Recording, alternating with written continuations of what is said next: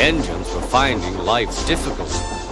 Workmen were mending the viaduct on the main line. The arches needed strengthening. The Fat Controller did not want to close the railway while the work was done, and so repairs took a long time.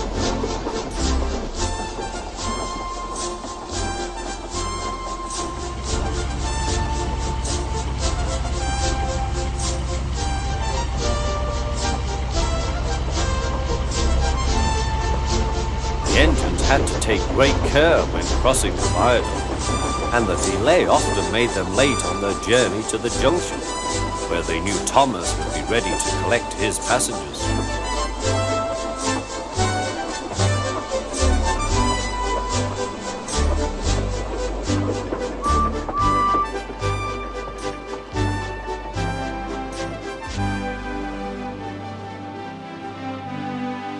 Thomas grew crosser and crosser.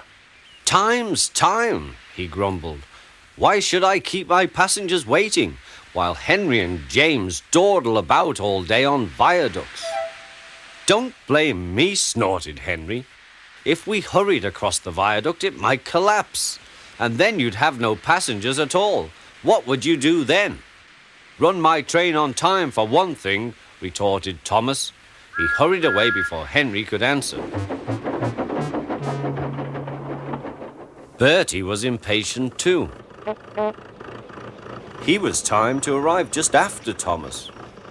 His passengers found that instead of going straight from the bus to their train, they were kept waiting till Thomas arrived. Soon Bertie grew cross with Thomas. "Late again," he remarked, as Thomas panted wearily in.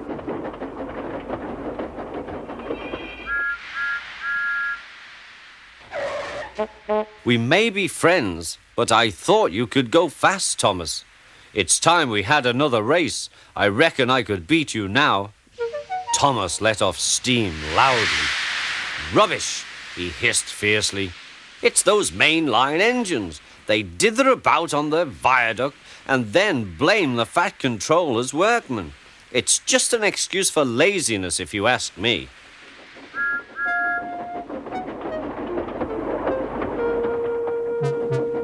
One day, James was later than ever at the junction.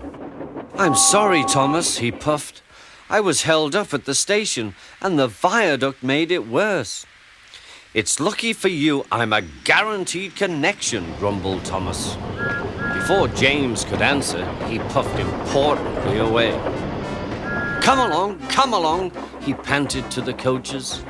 Annie and Clarabel did their best, but Thomas soon found that he couldn't save much time. Suddenly, Thomas saw Bertie ahead. His radiator was steaming. "What's the matter?" asked Thomas. "You should be at the station by now. You're late." "I feel dreadful," moaned Bertie. "All upset inside, and driver says he can't make me better." "Thank goodness you're late too. Can you take my passengers, please? They'll never get home otherwise." "Of course," agreed Thomas. He now felt sorry for Bertie and promised to get help at the next station. Thomas set off again. Already he felt much more cheerful, and Bertie's passengers, travelling in Annie and Clarabel, all reached home safely. When Bertie was better, he came to thank Thomas. "I am sorry I teased you about being late," he said. "That's all right," said Thomas. "I'm glad I could help. There are times when being late isn't such a bad thing after all." With a last cheerful greeting, the two friends went back to work.